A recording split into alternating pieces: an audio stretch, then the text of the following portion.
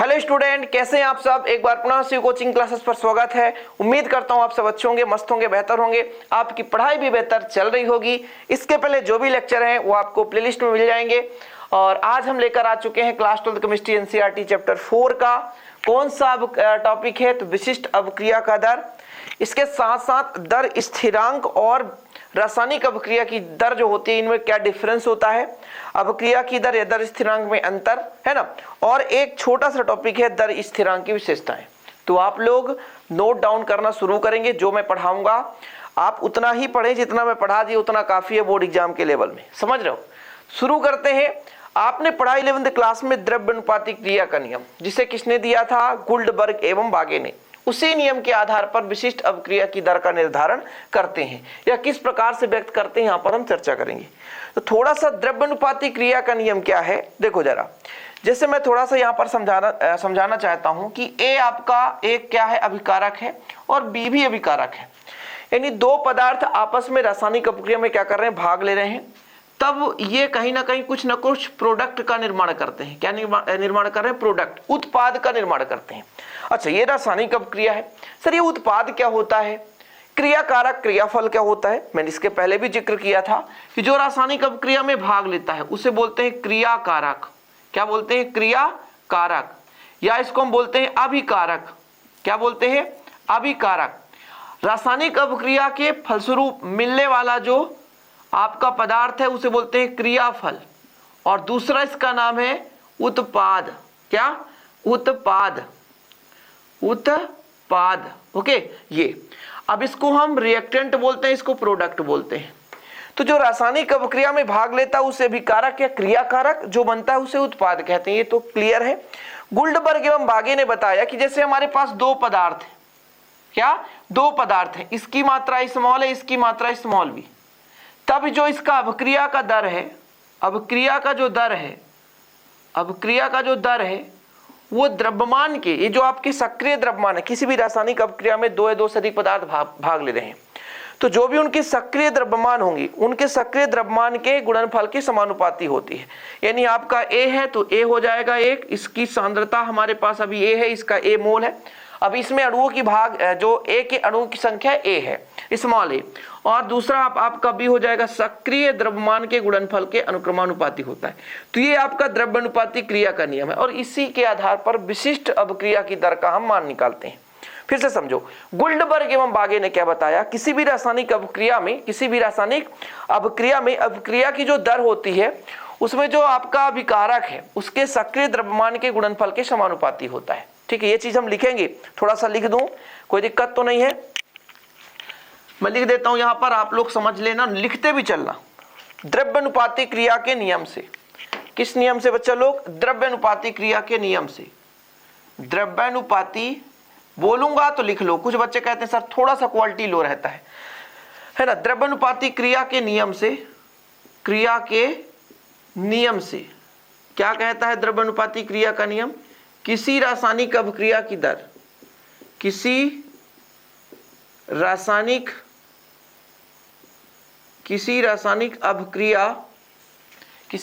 अवक्रिया की दर अभिकारकों के सक्रिय द्रव्यमानों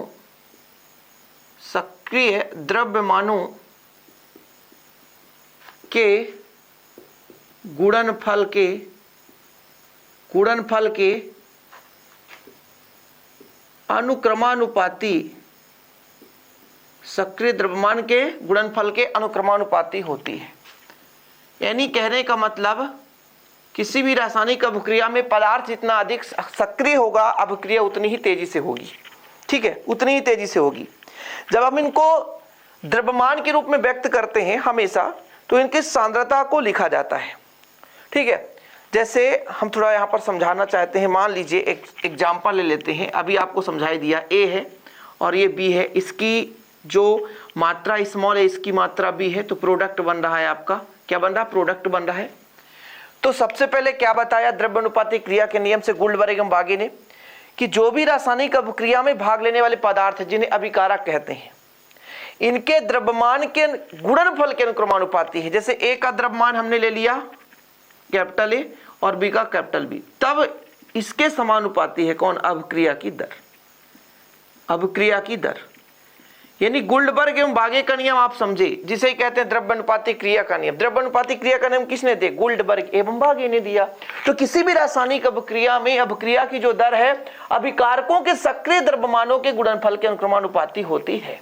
जो आपके अभिकारक के सक्रिय द्रव्यमान हैं उनको सांद्रता के रूप में हम घातांक के रूप में लिखते हैं। आगे लिख सकते हैं जो भी अभिकारक के गुणांक था, है ना, यहां पर लिख दूं मैं अभिकारकों, देखो अभिकारकों के गुणांक को सांद्रता के घातांक के रूप में व्यक्त करते हैं। क्या करते हैं? व्यक्त करते हैं। क्या मैंने कहा? अभिकारकों के गुणांक को सांद्रता के घातांक के रूप में व्यक्त करते हैं। जैसे माना एक अभिक्रिया इस प्रकार है, ए धन बी बराबर क्या बना रहा? प्रोडक्ट। प्रोडक्ट मतलब उत्पाद है। इसकी मात्रा स्मॉल ए है, इसकी मात्रा स्मॉल ए, इसकी मात्रा स्मॉल बी। तब द्रव्यानुपाती क्रिया के नियम से, द्रव्यानुपाती क्रिया के नियम से, द्रव्यानुपाती क्रिया का नियम क्या कहता है? अभिक्रिया की दर। क्या कहता है? अभिक्रिया की दर। देखो अभिक्रिया की दर उसके सक्रिय द्रव्यमान ए है और बी है। अब इसका जो यहां पर मात्रा है ए और इसका मात्रा बी है, तो इन्हें इसके सांद्रता के रूप में लिखते हैं। तो अभिक्रिया की दर उसके सक्रिय द्रव्यमान के गुणनफल के अनुक्रमानुपाती होती है। क्लियर है? यहां तक समझ में आया? या इसको हम ऐसे भी लिख सकते हैं, इसको जब बराबर करेंगे के एक नियतांक लग जाएगा। क्या लग जाएगा? के एक नियतांक लग जाएगा। के एक नियतांक लग जाएगा जिसे हम क्या बोलते हैं? दर स्थिरांक। जहां के एक क्या है? जहां के एक दर स्थिरांक है। दर स्थिरांक है। कोई दिक्कत? फिर से समझो, गुल्डबर्ग एवं बागे ने द्रव्यानुपाती क्रिया का नियम दिया जिसके अनुसार किसी भी रासायनिक अभिक्रिया की दर उसमें अभिकारक के जो भी अभिक्रिया में भाग ले रहा उसके सक्रिय द्रव्यमान के गुणनफल के अनुक्रमानुपाती होता है। तो हमने कहा ए और बी दो अभिकारक थे, इसको हमने रासायनिक अभिक्रिया में लिया था, इसकी मात्रा स्मॉल ए, इसकी मात्रा स्मॉल बी। तो ए का गुणांक स्मॉल है। देखो जरा, अभिकारकों के गुणांकों को, अभिकारक के गुणांक को घातांक के रूप में व्यक्त करते हैं, यानी ए का घात स्मॉल ए और बी का घात स्मॉल बी होगी अभिक्रिया की दर से। हमने जब भी समानुपाती हटाते हैं प्यारे बच्चों तो वहां पर एक नियतांक लगाना पड़ता है। तो यहाँ पर जो है दर स्थिरांक है। अभिक्रिया के दर को स्थिर बनाए रखने के लिए कुछ न कुछ वैल्यू है जिसे हम दर स्थिरांक कहते हैं। कोई दिक्कत? यहाँ तक क्लियर है? थोड़ा सा आगे लिखेंगे। जैसे आपको जब मैं पढ़ाऊंगा अभिक्रिया की कोटि और अभिक्रिया की अनुसंख्यता, कोटि और अनुसंख्यता में क्या डिफरेंस है? कोटि और अनुसंख्यता में क्या डिफरेंस है? जैसे आप प्यारे बच्चों खाना खाने बैठते हो, आप कहां बैठते हो? खाना खाने। आपको खाने में कितने रोटी दे दी गई? मान लीजिए सपोज दैट 10 रोटी, यानी खाना खाने के लिए आपके पास कितने रोटियां हैं? 10 रोटियां। तो वो अनुसंख्यता हो गया। समझने की कोशिश करो। और जब आप खाना शुरू किए, ऐसा देखा आपने 3 या 4 खाया, बाकी का बाकी बच गया, 5 खाया तो 5 बच गया। अरे गजब हो गया यार।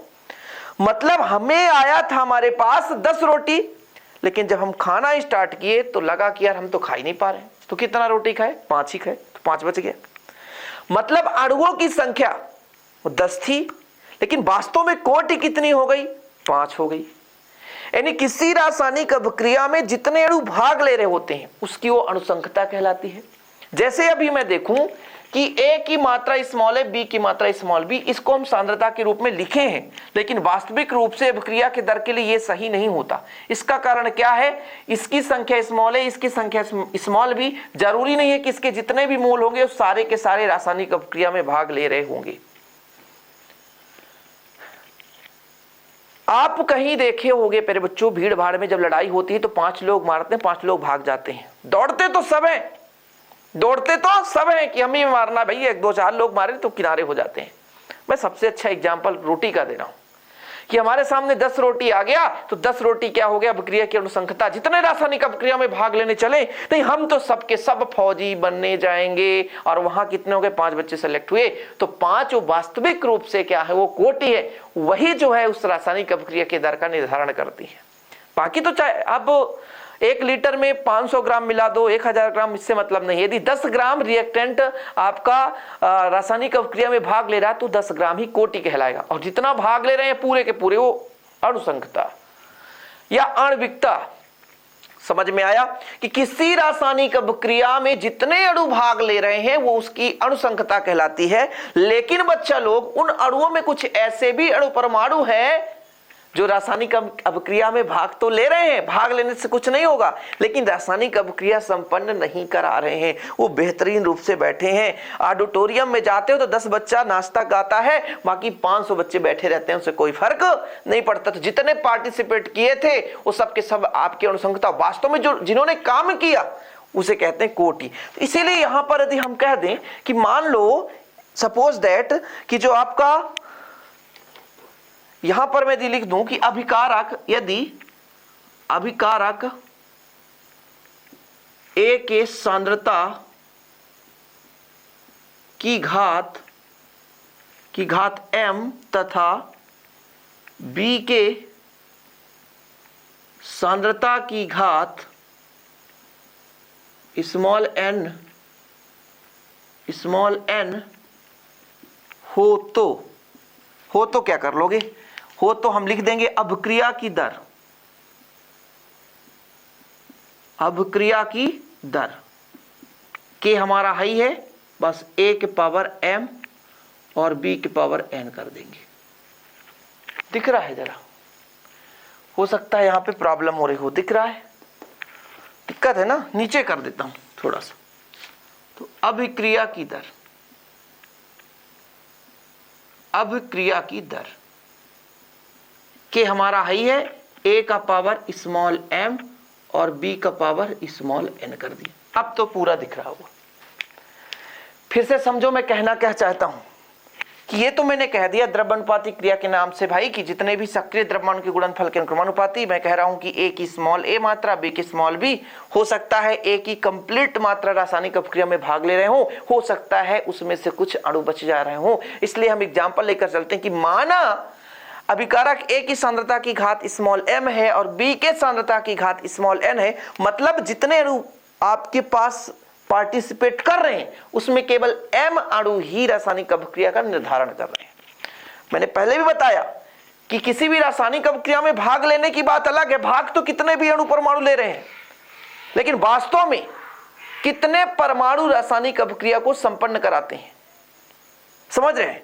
तो यहां पर मैंने कहा कि A की स्मॉल a, B की स्मॉल b मोलों की संख्या है, मात्रा है।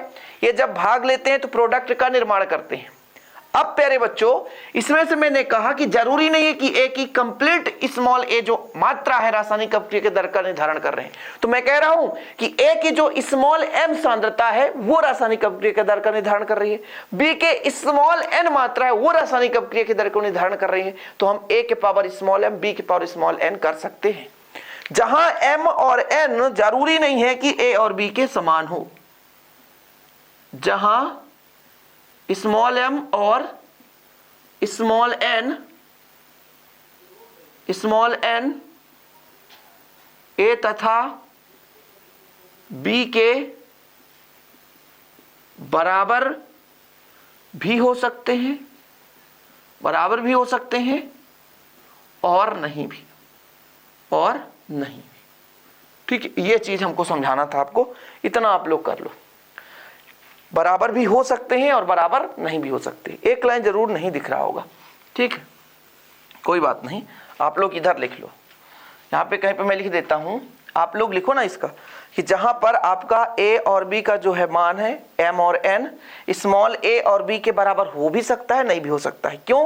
क्योंकि भाई हमारे पास 10 रोटी था, हो सकता है हम पूरे के पूरे 10 रोटी खा लें, तो सक्रिय हो गए भाई साहब, हो सकता है उसमें से 5 खाएं। इसलिए ये और ये दोनों में डिफरेंस क्या है सर? आप a और इसमें m और n मान लेते। अभी तो मैं m और n इसलिए माना क्योंकि भाई इतने इसके मात्रा इसमें रासायनिक अपक्रिया में भाग ले रहे हैं। अब उसमें कितना वास्तविक रूप से रासायनिक अपक्रिया संपन्न कराता है, इसके लिए हम m और n मान लिए। क्या माने हैं? n और m। ठीक है, क्लियर है? कोई दिक्कत तो नहीं, कहीं पे गलती तो नहीं है? नहीं है भाई साहब। चलो यार स्क्रीनशॉट ले लिया करो आप लोग, इतना समय देता हूं मैं, वैसे भी किनारे हो जाता हूं। लो लिख लो, जहां स्मॉल m व स्मॉल n का मान a तथा b के बराबर भी हो सकता है या बराबर नहीं भी, बराबर नहीं भी हो सकता। समझ रहे? जरूरी नहीं कि हो भाई करे, 10 रोटी में जरूर नहीं कि कोई बंदा 10 रोटी पाया तो 10 के 10 खा ले, हो सकता है वो 2-4 छोड़ भी सकता है। ये चीज यहां पर है। ठीक, अब जैसे समय के साथ ये हमारा अभिकारक है, क्या है? अभिकारक है। ये क्या है? अभिकारक है। समय के साथ किस में बदलता है? ये उत्पाद में। क्या? उत्पाद में। सही बात है ना? इतना तो क्लियर है। अब थोड़ा बेसिक चीज है, समझो। किसी भी रासायनिक अभिक्रिया को जब हम संपन्न कराते हैं तो जो अभिकारक है धीरे धीरे करके उत्पाद में बदल रहा होता है। धीरे धीरे करके दूध को दही में बदलना है तो दूध धीरे धीरे दही में बदल जाएगा और एक ऐसी स्थिति आएगी कि दूध पूरा का पूरा खत्म और पूरा पूरा दही बन गया। लेकिन प्रारंभिक स्टेट में, यानी इस आपका प्रारंभिक समय में जो t बराबर 0 है, समय 0 है, तो दूध 100% है। और जैसे जैसे समय बढ़ा, जैसे जैसे समय बढ़ा, अभिक्रिया संपन्न हुई, दूध से दही का निर्माण होता है। ठीक है, फ्रीजिंग पॉइंट। ओके, चलिए, तो मैंने कहा कि हमेशा अभिकारक में क्या आती है? कमी आती है और इस उत्पाद के सांद्रण में वृद्धि होती है। तो इसके सांद्रता में कमी, कंसंट्रेट, समय के साथ, किसके साथ? समय के साथ। इधर मिटा दूं बच्चे लोग? ठीक, देखो जरा, अभी आपको पढ़ाया गया कि अभिक्रिया की जो दर है, अभिक्रिया की जो दर है वो समानुपाती होती है। किसके? किसके समानुपाती होती है? अभिकारक की सांद्रता की। किसके? अभिकारक के सांद्रता। सही बात है ना? ठीक है सर, अभिक्रिया की दर, दर क्या कहलाता है? समय के साथ, समय के साथ अभिकारक के सांद्रण में परिवर्तन। सी का लिख दिए, कंसंट्रेशन। अभिकारक में कमी होती हमेशा समानुपाती, सांद्रता का सी का पावर n भी हो सकता है। ठीक है, अभिकारक की सांद्रता में क्या होती है? कमी होती है, सी की पावर n भी हो सकता है। और जब समानुपाती हटाते हैं तो माइनस dc/dt बराबर के सी की पावर n, जहां के समानुपाती है, क्या? समानुपाती स्थिरांक है, स्थिरांक है जिसे दर स्थिरांक भी कहते हैं, दर स्थिरांक भी कहते हैं, जिसे दर स्थिरांक भी कहते हैं। ठीक है, कोई दिक्कत? क्लियर? ये चीज मुझे समझाना था, बहुत डीपली कोशिश किया हूं समझाने के लिए। ये माइनस का चिन्ह क्यों है सर? माइनस क्यों लगाए? माइनस नहीं लगाते तो क्या हमारा गलत हो जाता? माइनस का चिन्ह ये है बच्चा लोग कि जो आपका माइनस ये बताता है कि अभिकारक के सांद्रण में कमी होती है। क्या होती है? कमी होती है। अब ये दर स्थिरांक आ गया। अब आप लोग हेडिंग लगाएंगे, दर स्थिरांक की विशेषताएं।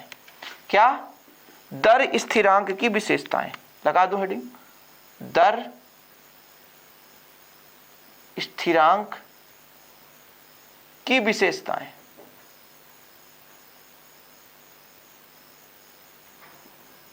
दर स्थिरांक की विशेषताएं। पहला नंबर, रासायनिक अभिक्रिया की दर अभिकारक के सांद्रण पर निर्भर करता है, लेकिन जो दर स्थिरांक है वो अभिकारक के सांद्रण पर निर्भर नहीं करता। ये नोट कर लो आप। ठीक है, यानी जो रासायनिक अभिक्रिया का जो दर स्थिरांक है अभिकारक के सांद्रण पर निर्भर नहीं करता। तो पहला नंबर, अभिक्रिया के लिए दर स्थिरांक का मान अभिकारक के सांद्रण पर निर्भर नहीं करता, बिल्कुल नहीं करता है। ओके, रासायनिक अभिक्रिया की दर सांद्रता के समानुपाती होती है, लेकिन दर स्थिरांक सांद्रता के समानुपाती नहीं होती, सांद्रता पर निर्भर नहीं होता। दूसरा चीज, ये जो हमारा दर स्थिरांक है ना, इसका मान ताप के साथ, यदि दर स्थिरांक बढ़ेगा तो अभिक्रिया की दर बढ़ेगी, ये सिंपल है। यदि दर स्थिरांक बढ़ेगा तो अभिक्रिया की दर बढ़ जाएगी, सिंपल है। किस चीज में 5 का गुणा करो तो बढ़ेगा, 10 का गुणा करो और बढ़ जाएगा, 20 करो और 100 और, है ना, 150 कर दो और मान बढ़ जाएगा। यानी k का मान यदि बढ़ाते जाएं तो dC/dt सांद्रता में परिवर्तन ज्यादा बढ़ेगा, अभिक्रिया की दर ज्यादा होगी। यदि जो जितना जल्दी अभिकारक उत्पाद में बदल रहा है उसकी अभिक्रिया उतनी ही फास्ट हो रही है, ये चीज सबको पता है भाई साहब। तो हमने क्या कहा कि जो k का मान है वो अभिकारक के सांद्रण पर निर्भर नहीं करता, वो स्वतंत्र है। अब यदि k के मान में वृद्धि किया जाए तो अभिक्रिया की दर ऑलरेडी क्या हो जाती है, बढ़ जाती है। क्या हो जाती है, अभिक्रिया की दर बढ़ जाती है। ठीक है, दूसरा लिखोगे आप लोग, दर स्थिरांक के मान में वृद्धि से अभिक्रिया की दर बढ़ जाती है। क्या हो जाती है, बढ़ जाती है।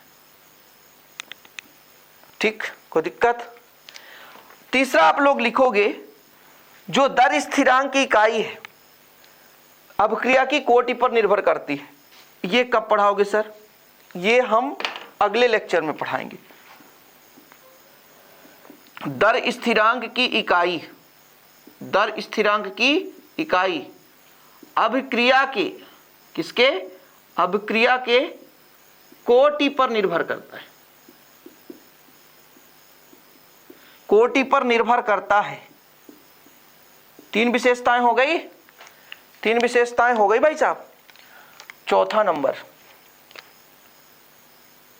तो 3 हो गया ना।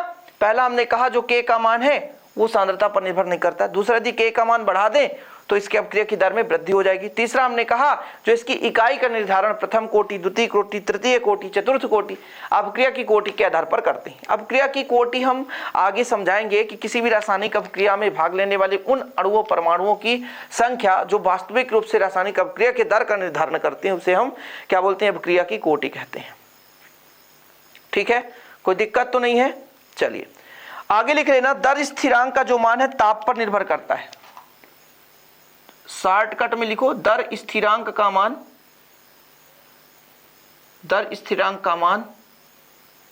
ताप पर निर्भर करता है, ताप पर निर्भर करता है। लो लिखो फास्ट, दिख रहा है ना इतना? नीचे का पॉइंट, दर स्थिरांक का मान ताप पर निर्भर करता है, नीचे का पॉइंट ध्यान रखिए आप लोग।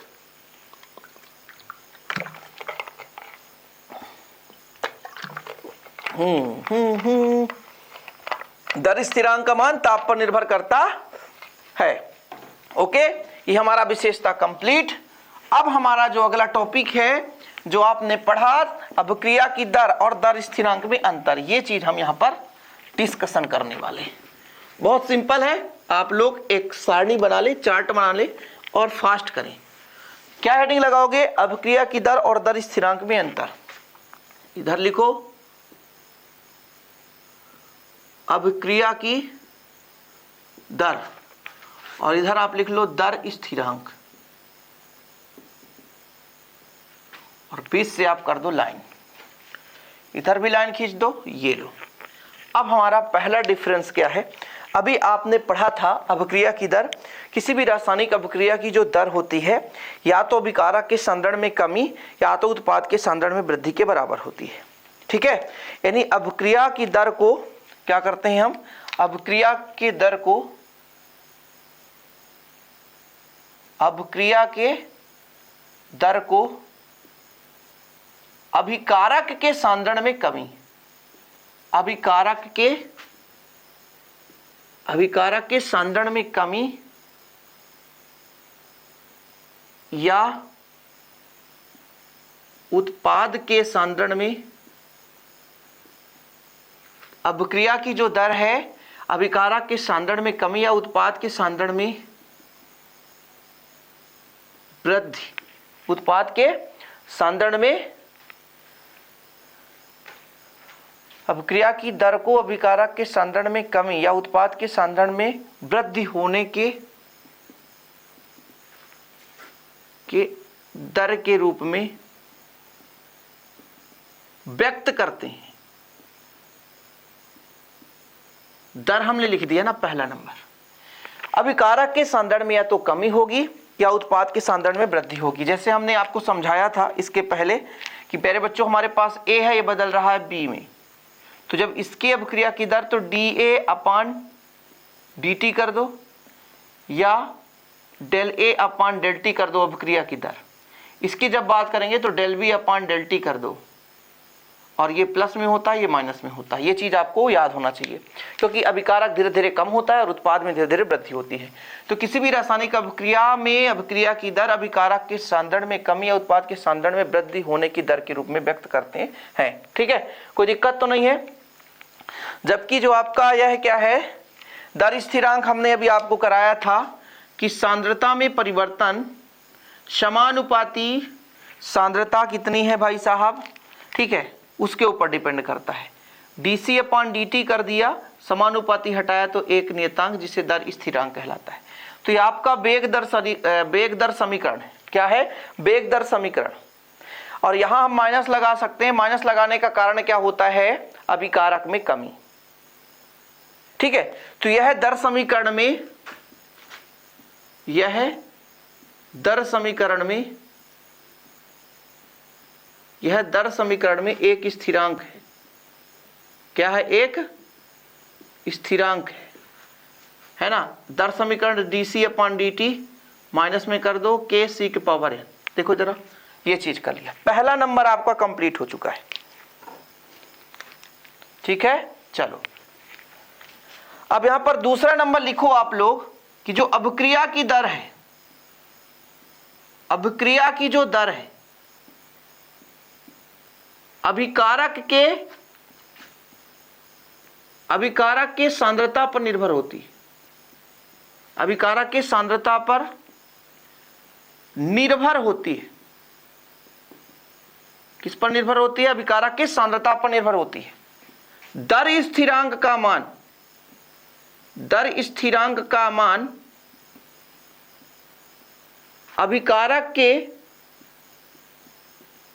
अभिकारक के सांद्रण पर निर्भर नहीं होता। सांद्रण पर निर्भर नहीं होता। कोई दिक्कत? लिख लो भाई साहब फटाफट। हमने पहले भी बता दिया कि जो दर स्थिरांक है एक प्रकार का स्थिरांक है, इसमें किसी की सांद्रता की आवश्यकता नहीं होती है। ठीक, चलिए जो आपके अभिक्रिया की दर की इकाई मैंने इसके पहले लेक्चर में करा था कि इसकी इकाई क्या थी प्यारे बच्चों? Mole litre inverse second inverse, ये थी। और इसको मैंने कहा कि इसकी इकाई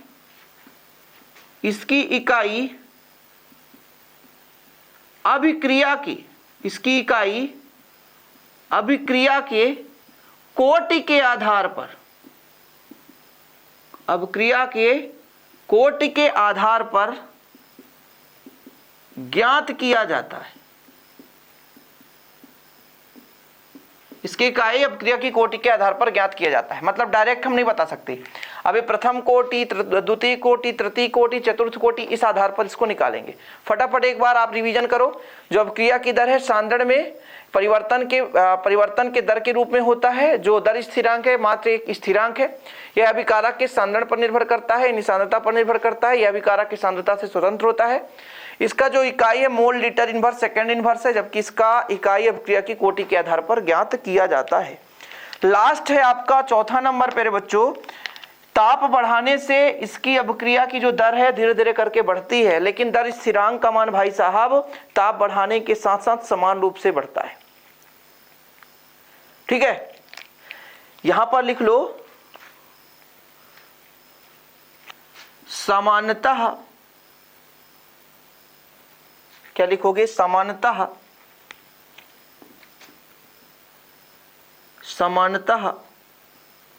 ताप बढ़ाने से अभिक्रिया की दर में वृद्धि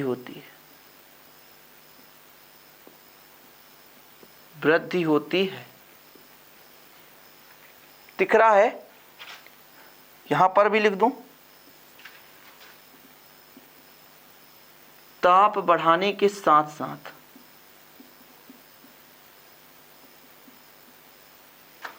दर स्थिरांक में, किसमें? दर स्थिरांक में समान रूप से वृद्धि होती है, समान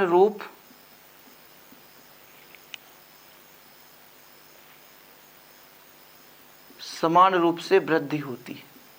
यही तो हमारा आज का टॉपिक था, बस इतना ही हमको आज कराना था और उम्मीद करता हूं कि आप लोग इसे कर लेंगे। इतना ही मेरा आज का टॉपिक था। इसके आगे हम अगले टॉपिक में दो चीज एक साथ कवर करेंगे, अभिक्रिया की कोटि और अभिक्रिया का अनुसंख्यता, उसे अच्छे तरीके से समझाएंगे। बस आप लोगों का प्यार और सपोर्ट बना रहे, आप लोगों का आशीर्वाद बना रहे, बस सेशन को शेयर कर दीजिए। और यदि नोट्स लेना है तो ये मेरा कॉन्टैक्ट नंबर है, इस पर आप कॉन्टैक्ट कर सकते हैं। 100 रुपीज लगता है, वन सब्जेक्ट की बेहतर रूप से तैयारी कर सकते हैं नोट्स लेकर। कमेंट बॉक्स में जय हिंद जरूर लिखें। थोड़ा सा आज तबीयत डाउन था, इस कारण से धीरे धीरे करके पढ़ाना पड़ रहा है, लेकिन आगे चलकर हम बेहतर रूप से आपके लिए सेशन लाते रहेंगे। चलिए मिलते हैं अगली वीडियो के साथ। जय हिंद।